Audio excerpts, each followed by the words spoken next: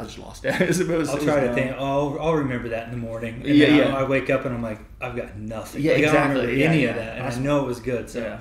I usually will try it. But a lot of mine, it's not so much video related because I don't do that many. I have video ideas that I think would be funny, but mine are mostly like things I want to build. Oh, yeah, yeah. So like it's just ideas. So Mhm. it's mostly just like most of the stuff I have up here. Yeah. All my little miniatures and Yeah, I've stuff. seen a lot of that on Instagram. And I was over and I was like, what? Yeah, that's not all of them. I've got the little shack up there, and that's most of them though. But yeah, a funny story about all those is I guess I can talk about it now. They never said I couldn't, but and it could still be a possibility, I guess. But there's a chance that I was going to be on a reality TV show. Oh, that's sick. Yeah. At the time, though, I only had those doors, and that's not even all of them. I've got like 12 of those doors, but those are like my New York City doors. Yeah. And so I had that and a couple other things like the couch and there's like a dumpster up there. For some reason, I build a lot of trash. Yeah, yeah. 2 dumpsters, and I like to build just old rundown things. But somebody that I know I hadn't seen it. There's a show on NBC called Making It, and it's hosted by Amy Poehler and Nick Offerman. I've heard about it's that. like the Great British Baking Show. I don't know if Yeah. you've ever seen that. I think I've They heard give of you it. like a challenge, and each episode there's 2 challenges. And so I was like, well, someone said you should apply for this, and I hadn't seen any of the show yet. And but I looked it up and I thought, okay, I'll apply. And so I filled out the application and I submitted my pictures of some of my work. And then you had to make a 2-minute video, which I was like, oh man, I gotta like film myself talking about myself. Yeah. And so I did, and I just kind of showed some of my pictures because you can only post like 3 or 4 pictures or something. Mm-hmm. So in my video, I had everything I had made just kind of around me, yeah. And I talked about a couple of them, and told them where I was from, just like small town Oklahoma, just trying to say whatever I could that they might see and be like, okay, we'll have this guy on. And I submitted it thinking that was it, and I wasn't going to hear anything out of it. And 3 hours later, my phone rings and it says Los Angeles, California, and I get these like robocalls, Yeah. and I'll get them from California sometimes, and so I thought that was just going to be what it was.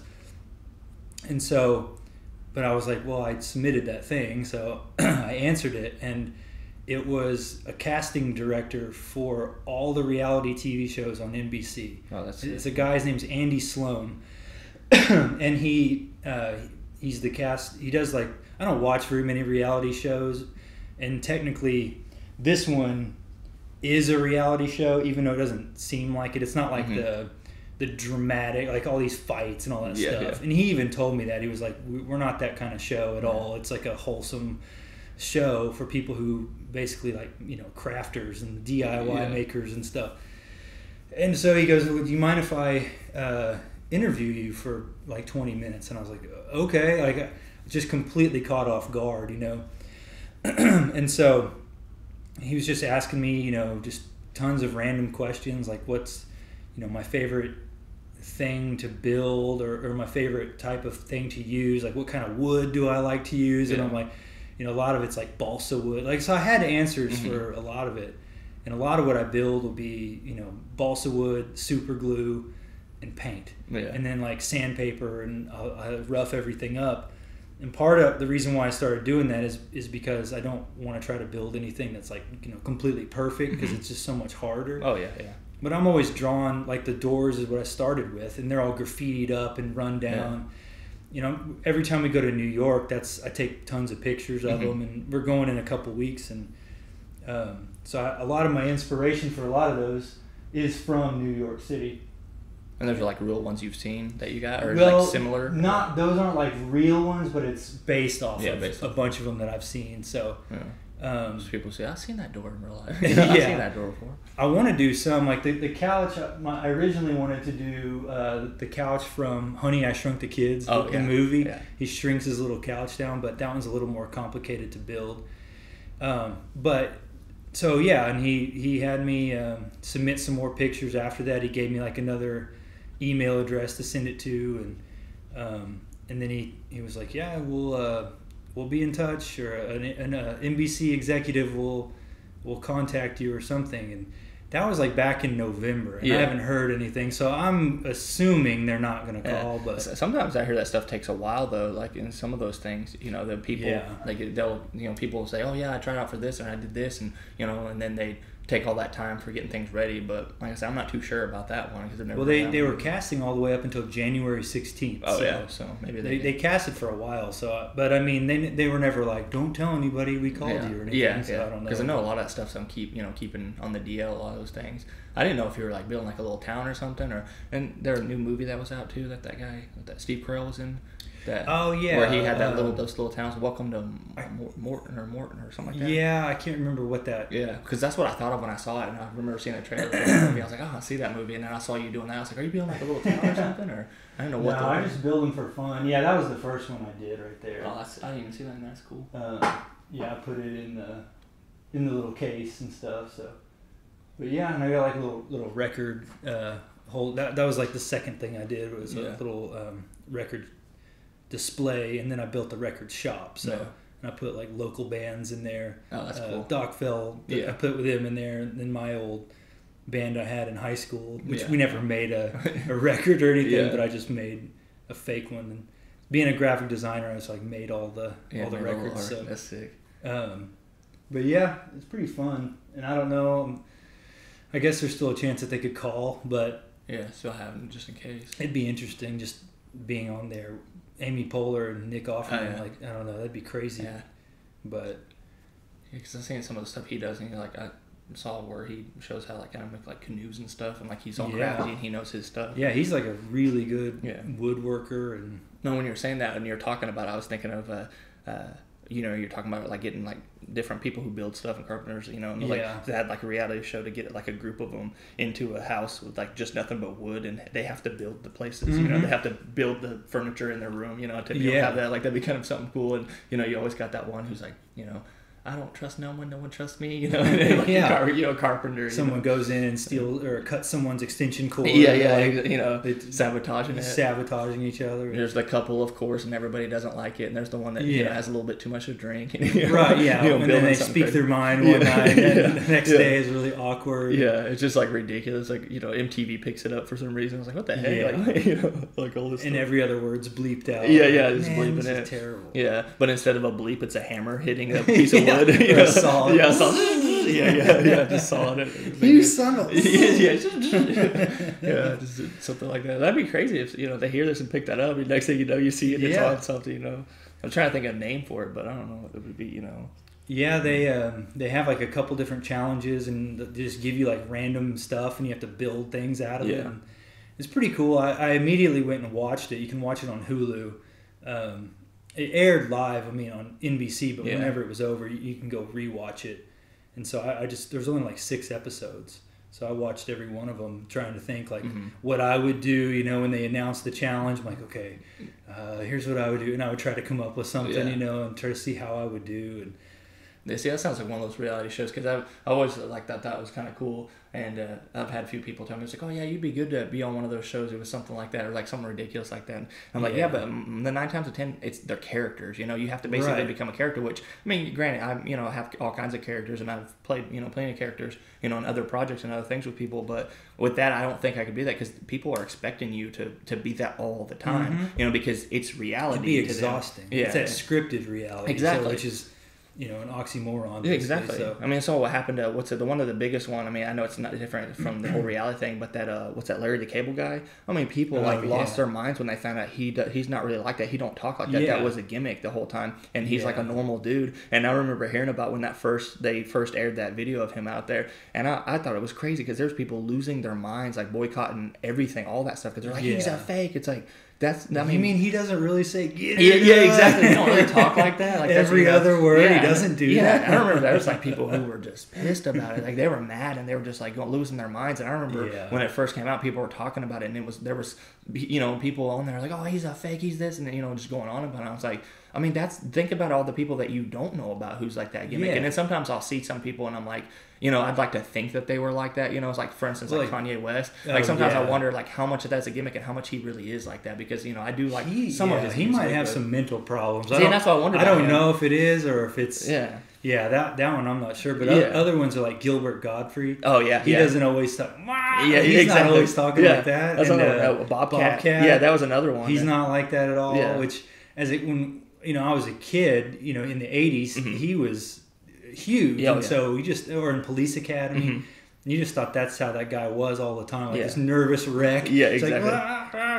Have you seen some of the films and stuff he's been doing? Some of the movies and stuff? I watched the one he did about Sasquatch. I can't remember the name. Willow Creek. Yeah. And then he did Willow Creek, and then God Bless America. The dude who was dying, he was like dying of some disease, and he was going to take himself out, but then he saw reality TV and people like that, so he went around and started taking people out and trying to rid the world of this before he left. I remember hearing about that. That was a good one, and he did that show. There's a show he has on True TV where he does a bunch of stuff, and he has like little segments of like little series, and I'm shocked because I was like, it's with people like him, and then when Kevin Smith did Red State and Tusk, doing those films and doing something different, and that's my whole thing. It's like the whole people going from comedy to doing like the horror side of stuff. It blows. And Jordan Peele, for instance, like I'm so psyched to see that Us movie coming out in a couple of weeks. Like I cannot wait to see that. And that movie Tusk, didn't they come up with that on a podcast? I haven't seen the movie, but but I've heard him on Joe Rogan's podcast, and he was talking about how I don't know anything about it, the movie, but I know it's kind of a crazy concept. Yeah, it's basically a podcaster going around, and he interviews weird people, and then he runs into this guy. And I won't say too much because it's one of those ones that you have to, especially with doing this podcast, you might actually like it more, because I was thinking about whenever I last talked to you, and I saw something talking about, I usually watch stuff on YouTube like Looper and Watch Mojo, those weird things that have those lists of stuff. Kind of learn a little bit from there, especially with films and everything. When talking about that, and it was talking about some of the sickest movies ever created, and Tusk was one of them. And I was like, that's kind of weird to me because I didn't think of it like that. But then when you look at some of the scenes and some of the stuff, you're like, no, I can see that. I understand that. And it was talking about podcasters. So I was like, man, I keep hearing about people talking about it, and here lately I've been listening to a lot more of them when I have. I'll have to check it out. I just heard about it, but yeah. No, you're gonna come. Are you gonna do a show? Or you do a show, right? Where you eat a bunch of really weird things. Yeah, Recipe for Disaster. I got that. Once we get everything finished and finalized with this house, I got an area where I'm going to have like a setup in the garage area, and I'm gonna have the background kind of fit into it, so that way it can be a set necessarily. Because that one I kind of am in random places, and I think with more as far as I don't want to say stability, but something that's like that, I think it looks better and is better, to have a solid spot. And I thought about doing it in my office area, but then I started thinking of like my very first one I did, my buddy, and people think it was fake, but he actually did throw up because he was grossed out. And I was thinking about, I was like, man, if they somehow like missed the trash can, that's carpet, and I was like, I don't want to have that, so I was like, I'll just that's easier to spray it out, something like that. But I got a lot of people, I got a lot of episodes ready for it, and people are like, oh man, I'm ready to do it. But then and it's back to kind of like we were talking about that band thing, they're like, oh, let's do it, let's have it set up. And I think when I did the Snickle, the Snicker or pickle with the Snicker inside of it, and I did that one, and I did a challenge where there's a spicy Snickers and I did a regular Snickers. Had a buddy, he's like, oh, let's do it, man, that sounds so good. Called him, he's like, oh yeah, hit me up. This all happened, calling him, texting him, waiting, never showed up. And I was like, man, I want to film this tonight and get it, get it going. And so I just did it by myself. And I was like, man, I can't keep doing that because I have so many different themes and different themes for it, and different ones I have ready for it. Like some of one of them that I got in the works is a different things eaten at.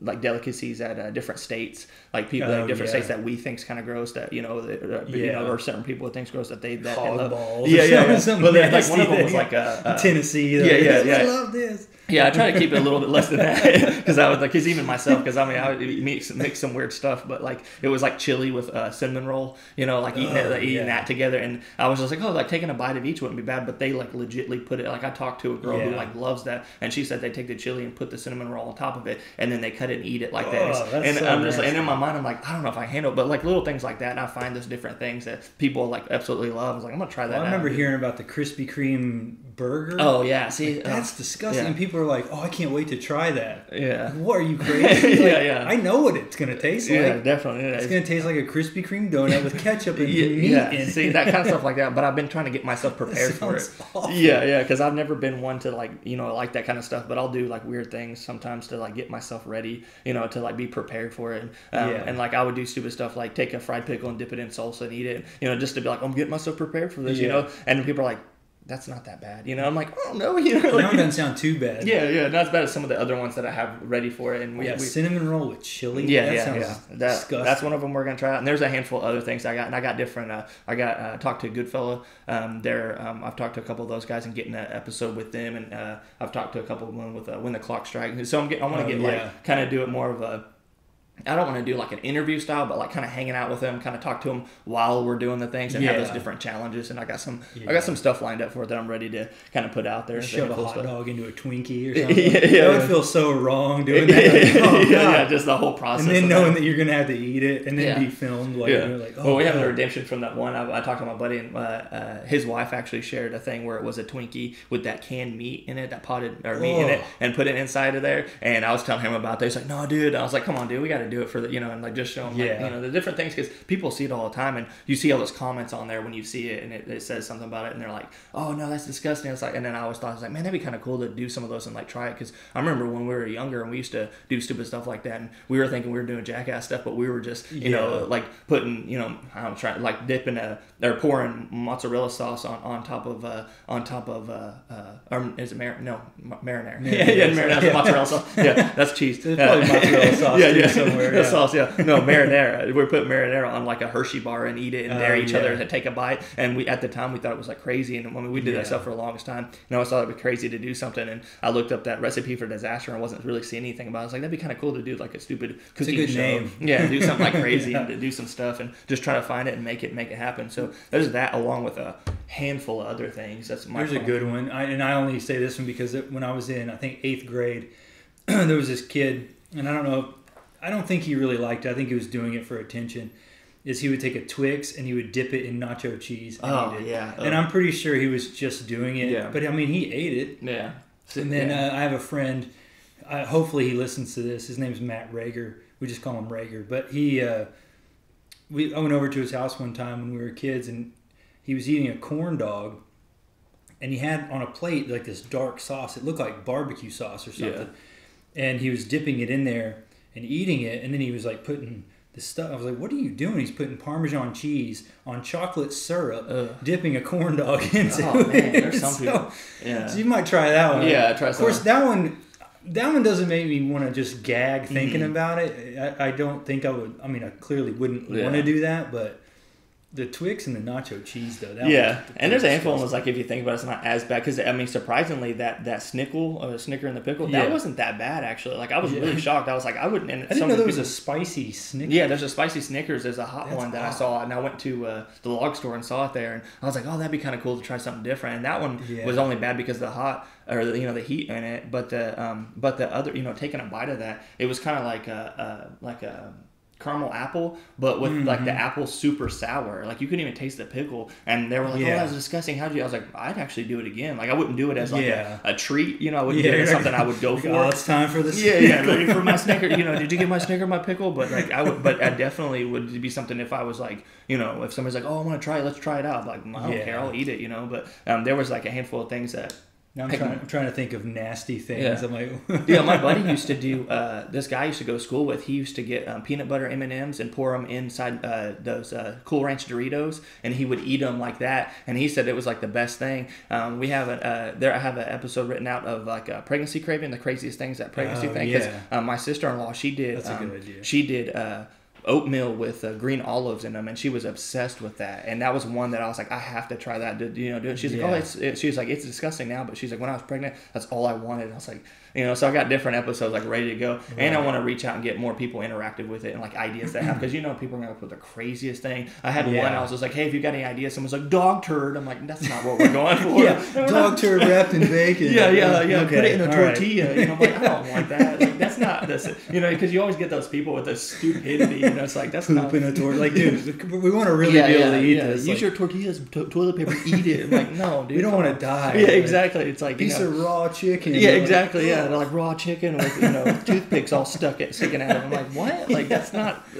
And there's some people would come up with some things and something that they've seen, but a lot of them like our theme is like to have like a picture of it. But like I said, if somebody had somebody reached out to me and said the thing with the canned pears with the Miracle Whip on top of it and the cherry on it, and I was like, that's not too bad. Like that's better than a dog turd. Things like that. So we have a whole thing worked out, and I got a handful of people who want to be guests on it. So if you want to come and I know I was thinking about that. I was like, oh, shoot, I don't know if I could do it. Yeah. I'm good at coming up with nasty suggestions, which that's probably not the hard. Well, clearly it's not as hard as eating some of it. It's different when you look at it, because especially for somebody who's like me, because people are like, man, you must have got one of those stomachs that's like, it's like, in all honesty, it's gross, because the 2 times I did it, I was, I made the, I was like, they're like, you're like, you did really good with it. You didn't look disgusting or anything. I was like, no, it was disgusting. They're like, how'd you do with it?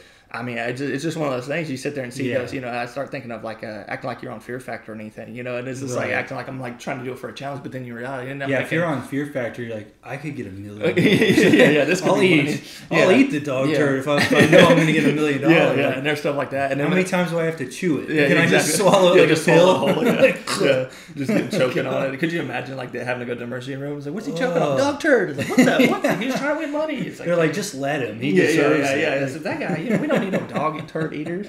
But the nurse like, ugh, I'm not help this guy. But I just think of like the weird stuff people eat anyways, and there's some people that like, because we're talking about some of the people, but there's people that love some of that stuff, like that thing's crazy, because there's some stuff like, I'm not one of those ones to do the French fries and the ice cream and stuff like that. I was thinking of that one, which that one's not. I wouldn't consider that gross. That's just weird. And that's just a little odd, because you could have a milkshake and eat fries. Exactly. Yeah. And it's and I'm just kind of like, nah, that's not for me. But I'm not. It's not too bad. But, I knew a girl in high school. She would dip popcorn in mustard, that's kind of the same thing. It's not like repulsive, but it's like, I don't want to do that. It's like just so much. I'm not a huge mustard fan anyway. I mean, it depends on what it is. Like I might put it on a hot dog or something, but.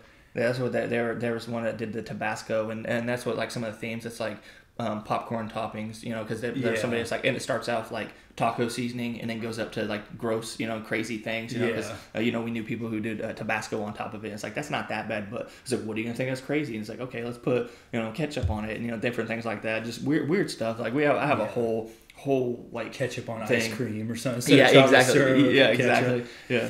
When I was a kid, I remember you like fix your friend a drink or whatever, and I remember I put ketchup in the bottom of the drink and like pop it, and then I hand it to him and I watch him, and like I did that to a friend one time, and he just sat there and drank it, never even noticed it. I was like, dang it! And I had to tell him, and he poured it out, and it just somehow all stuck to the bottom, and so he never tasted it, but.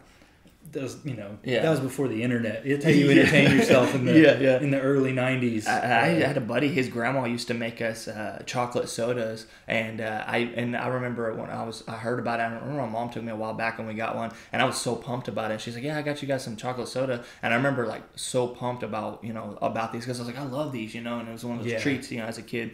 And I remember we were at his house, and me and my brother was like, "Yeah, chocolate soda." His grandma was like, "Oh, you guys are," she's like, "Oh, she's decided to make them." She like loved them, and I remember she took like, I swear to you, it was a can of Sprite, a scoop of ice cream, and chocolate syrup, and she would pour the ice cream on there, or in there, and then she would pour the syrup, and then she would pour the can of Sprite in there, and it's like a root beer float kind of. And she would hand it, and then he'd sit there, and he'd take a big drink of it, and he'd have it all. He's like, "This is so good," I'm like, so much sugar. And I'm like, this is not good. This is he has diabetes. He's not doing so good now. Has insulin shots all the time. He can't walk anymore. Yeah, exactly. I had to take off his feet and everything. But no, it was crazy because I remember it, and he was just so excited about it. And I remember sitting there, he's like, she's like, how do you like yours? Matt Scrapper? No. I'm like, "No, that's not my name, But I remember she'd, and I tasted, I'm like, this is not at all. Because, you have these expectations in your mind of like what something's going to be. And I remember like, and it's stuff like that made me, kind of push it toward it. It's like some of that gross stuff that people, love those like floats. Because I know people who love like Dr. Pepper floats, or some places that you can get them out there. I'm like, that's gross to me. I remember doing the root beer float as a kid, but I don't remember ever just loving it. Yeah, see, I'm a big fan of them. I love root beer floats. Wouldn't wouldn't mind trying it now. Yeah. I don't know. Maybe I didn't do it very much. I don't Yeah. really remember it, but I don't remember like hating it or anything. I'm sure I liked it. I'm a big on those, and I just don't eat a whole lot of sweet stuff the older I get. But it's that's like, kind of how I am. I try not to eat so much sugar. Yeah, but like the root beer floats are a big thing, and I'm a huge fan of s'mores. Like I'll make s'mores like nonstop all the time. People are like, "Oh, that's just a campfire thing." I'm like, "Heck no, man! I got this stuff. I'll make one, in my house. I don't care. Like I love those." That's things. how we are with cooking out. Like on our grill, people will be like, "Oh, it's getting nice outside. Time to dust off the old grill." And we use ours, and there's like a foot of snow. Yeah, all year round. Like a grilled steak tastes just as good in the wintertime as it does in the summer. That's what I think is crazy how so many people have those routine of things, like a certain, like a routine of things that they do and they live by. And I'm just like, well, that's kind of have the whole, again, I guess it helps out with the generic, how like the mind works, how people are. It's like, you only do this, when you're camping, you only do this when it's hot outside. Same with camping. I love camping in the wintertime. That's my favorite time to go. You camp in the summertime, it sucks. Yeah, exactly. You go lay down in bed and it's just July, 95 degrees at night, and you're just like, there's no wind. It's so still in that tent. You hear those mosquitoes your head's everywhere. pounding, even drinking. Boom. Yeah, you get mosquitoes. A fly gets in your tent. And it's just landing on your face.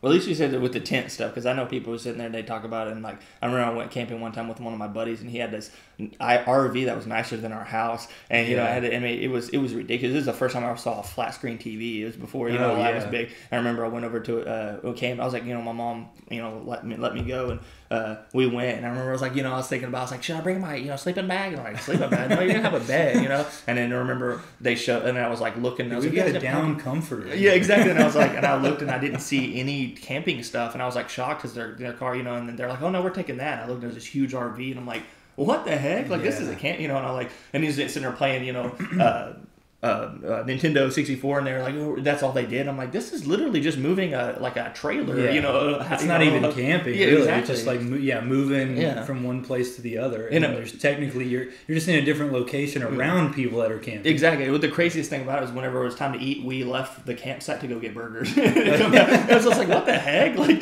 you can't. Fire up that campfire. We're gonna go get some food, and then we want to sit around it while we eat exactly. it. Yeah, and it was just like, what the heck? Like we're supposed to, I was ready to grill stuff. Like we're gonna catch fish and then get them and skin them and eat them, and that's the best thing in the world. Me and one of my best friends, Kyle, will go fishing. We'll do a lot of times. We'll do limb lines and just leave them hanging overnight and go get them in the morning, and then when you do that, there's just a better chance you'll get a bigger catfish and more of them. So we'll do that and then take them back to the campsite and clean them and fillet them and cook them right then and there. Oh yeah. God, dude, that's the best. Yeah, see, I'm not the best at doing stuff like that, but sometimes it's kind of fun because it's like it'd be funny, because when my family we'd go catch the fish and get some, and whatever you catch you'd bring back, and I wasn't always the most patient, or sometimes I was just not that good at, and I'd sit there beating down a little sun perch, everybody's just like this big old, I'm like, dang it, Yeah, it was always fun, but I've just never been the biggest fan of it, but it's just it's just one of those things when you're young, get you ready for it and everything. You got that those worm guts on your fingers, and right. I like what you call bass thumb. Oh yeah, your thumb's all kind of chewed up a little bit from catching so many fish. Yeah. So it's like, oh, we got bass thumb. Yeah, I got that bass thumb. It's all, you look at your thumb and it's got white dots all over. Yeah, it. exactly. Your skin's coming up. You just feel it. Yeah, you just start feeling a little bit of hair growing on your chest. You're like, I'm becoming a man. I got this. No matter how many times you wash your hand, you go smell it. It still smells like fish. You just walk around, smell my fingers. It's like, what the heck? It's actually fish. I don't know what is in fish, but that smell does not come off. Oh yeah, seriously. Wash your hand 5 times and you're like, it still smells like you cook and you're eating, and as you're taking bites, you're smelling that fish. Yeah, the whole time, and it just kind of throws it off. Which sometimes it's good. It's like a good thing because you've been out doing something, but at a certain point, you're like, okay, tired of smelling like got that fish, that bass and everything. That's one of the things about it too. Is it sucks too because I grew up. My mom had us we're hardcore animal lovers. And so I always was that sensitive kid who felt bad for the fish. I used to be that way, and I've gone back and forth where I didn't, and I was like, well, it's food. I eat meat. I'm going to do it, and then I would.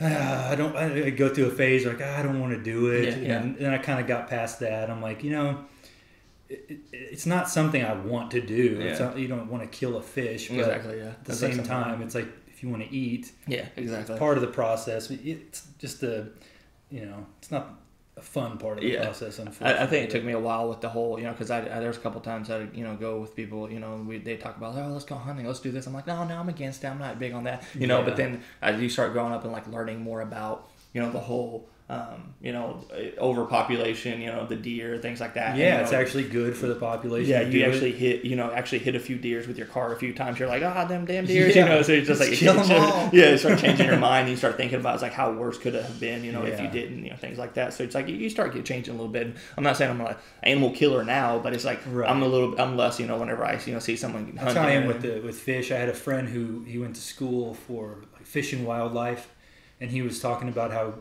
how good it is for the ecosystem to keep some every now and then. Yeah. And I don't keep them that often. Like if you count how many times I fish and catch fish versus how many times I keep them, in March or April, depending on the weather, the sand bass will run. They spawn. Oh, yeah. And so there's certain places where there's like hundreds of thousands of them. And it's actually good for them to keep some. There's no limit on them. And usually if there's a fish where there's no limit, that means there's too many of them. So you can go down there and catch 20 of them, or shoot, you can catch 100 of them probably. Yeah.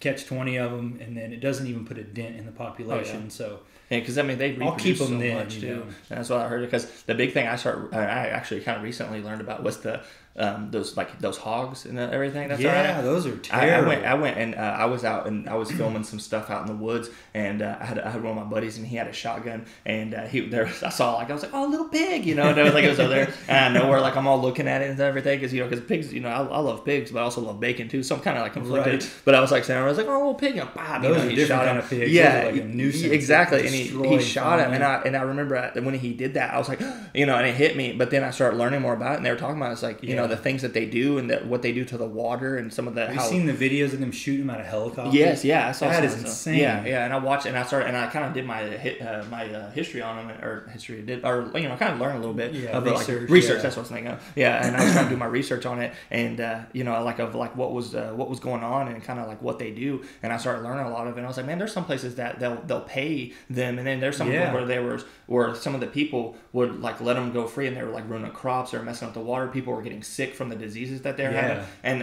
I'm like seeing that, and then I saw some of the people like, oh yeah, we got some of them hogs out there, we made some of the hog meat. I'm like, what? Like that? Are you guys gonna eat that? Like that's disgusting. That's crazy. Yeah. Like, I'm just like some of the diseases that they carry are pretty hard. Yeah, and it's like the people would still eat them and everything. To know that, it's like, oh. Once you contract that, you have it forever. Yeah. Even if you your symptoms aren't bad, but it's pretty crazy. That stuff like that sketches me out. And I'm just like, even now, I'm just like, what kind of bacon is that? Like, where'd you get that bacon at? And they're like, oh, we got it from is that wild hog or is that from Reese's? Yeah, exactly. It's like, is that where'd you get that? Because it's kind of sketchy. Like whenever you really do some research, and and I think that's a problem with the internet too. You do some of that research and it starts to get stuff in your head. Well, it's like going on WebMD. Yeah. Oh my gosh. Yeah. But even like deer, there's like some parasite that they're getting now, and it's like spreading. I don't think it's in Oklahoma yet. Yeah. But even that, it's like, because there's some people, they want to hunt their own meat instead of buying it from a factory, which deer aren't factory farmed. Yeah. But say you want beef,